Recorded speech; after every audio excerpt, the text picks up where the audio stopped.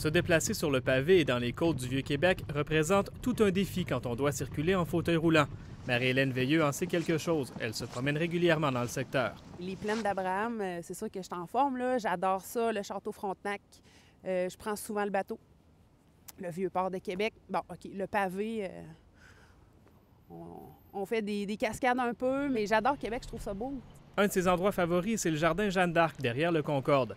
Il est accessible, mais c'est d'y arriver et d'en repartir qui peut être périlleux. On a une descente de trottoir, mais il y a un pot de fleurs juste en plein milieu. Si on passe à droite, c'est quand même assez restreint. Si on passe à gauche, on a la plaque d'égout. Tout de suite après la plaque d'égout, ça chute. Sur plusieurs artères comme l'avenue Cartier et la Grande Allée, les bordures des trottoirs sont abaissées. Toutefois, plusieurs commerces demeurent difficiles d'accès. Là, on est au Cosmos, sur la Grande Allée, il y a des marches, mais moi, je sais qu'il y a une rampe. Tantôt, je parlais de l'accessibilité. Au niveau de l'accessibilité, on n'a pas accès à l'information, sauf si quelqu'un sort, puis il y a un gentil monsieur ici qui est venu nous informer.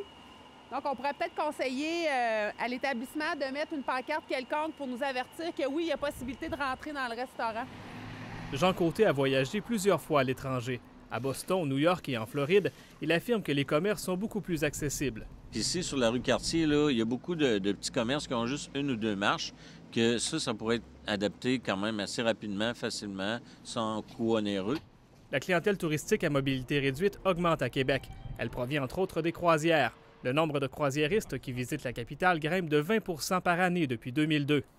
Selon l'organisme Qui roule, qui vise l'accessibilité pour tous, le marché du tourisme accessible pour les personnes à mobilité réduite représentera le quart des dépenses touristiques d'ici 2020. Sur les bateaux de croisière, la population est assez âgée.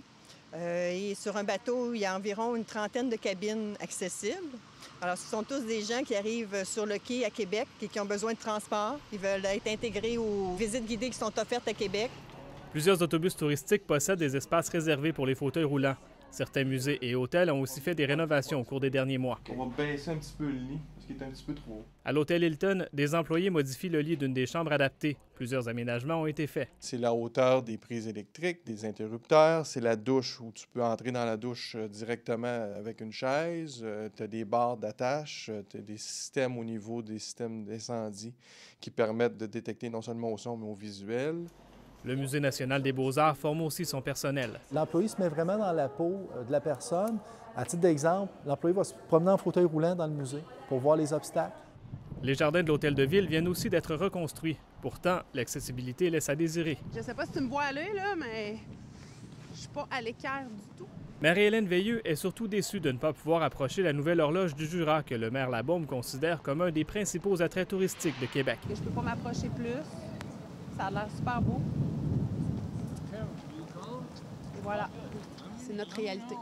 La Ville de Québec n'a pas voulu nous accorder d'entrevue. C'est pour en arriver à éliminer ce genre d'obstacles que l'organisme Qui roule organise le sommet mondial Destination pour tous. Des experts de plus de 30 pays vont se réunir à Montréal du 19 au 22 octobre pour partager les meilleures pratiques. Ici Jean-François Nadeau, Radio-Canada, à Québec.